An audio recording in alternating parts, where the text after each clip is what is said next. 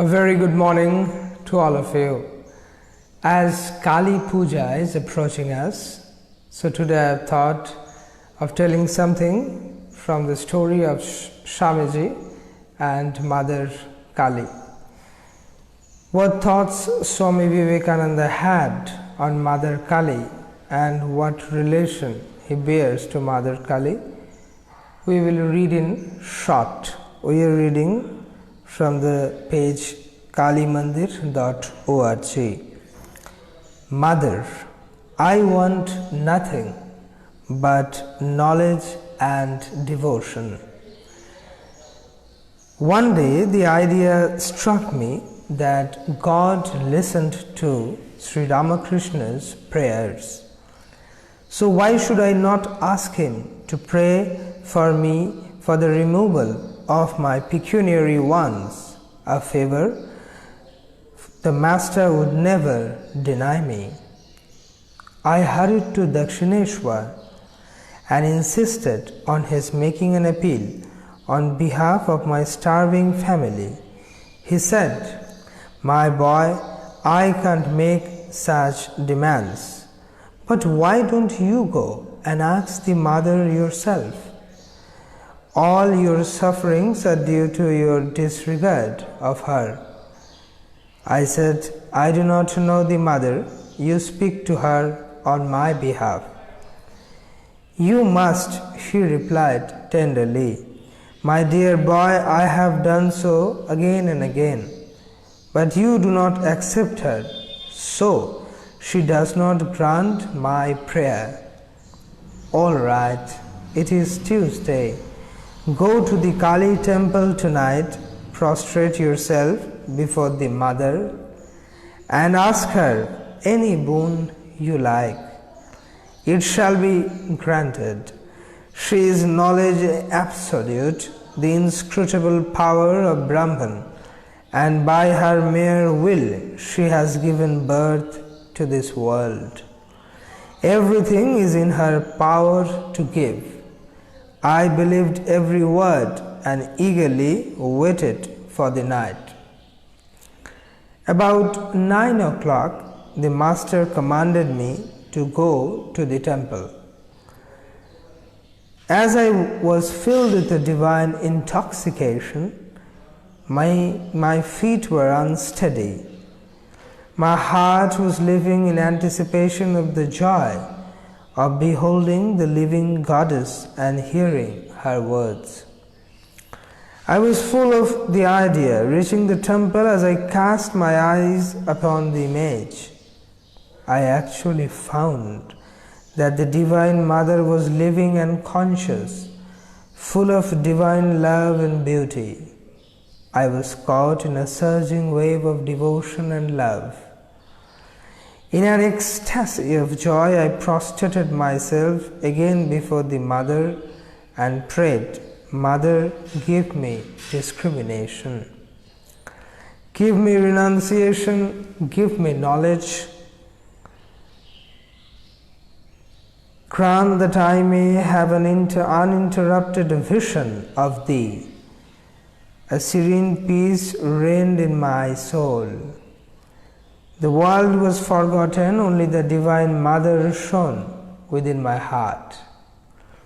As soon as I returned, Sri Ramakrishna asked me if I had prayed to the Mother for the removal of my worldly wants. I was startled at this question and said, "No, sir, I forgot all about it." "But is there any remedy now?" "Go again," said he, "and tell her about your wants." I again set out for the temple, but at the sight of the Mother, forgot my mission. Bowed to her repeatedly and prayed only for knowledge and devotion. The Master asked if I had done it the second time.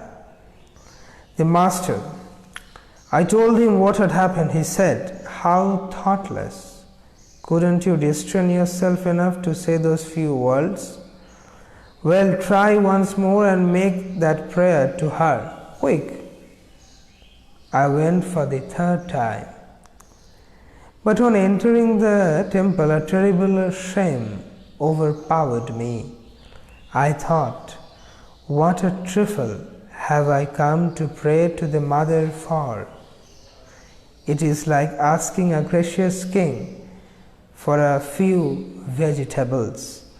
What a fool I am! In shame and remorse, I bowed to her respectfully and said,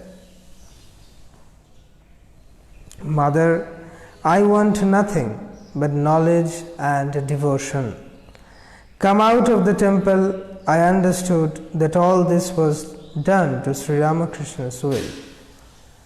Otherwise, how could I fail in my object 3 times? I came to him and said, Sir, it is you who have cast a charm over my mind and made me forgetful. Please grant me the boon that my people at home may no longer suffer the pinch of poverty. He said, Such a prayer never comes from my lips. I asked you to pray for yourself, but you could not do it. It appears that you are not destined to enjoy worldly happiness. Well, I can't help it. But I wouldn't let him go. I insisted on his granting that prayer. At last he said, All right, your people at home will never be in want of plain food and clothing. Now we'll be reading from the next section that says, But I had to accept her at last. Except from the complete works of Sister Nivedita. Previously we were reading the first part you have read from the book The Life of Swami Vivekananda by his Eastern and Western disciple. Now we are reading from the complete works of Sister Nivedita, Sister Nivedita's Girls' School, Calcutta. But I had to accept her at last. How I used to hate Kali and all her ways.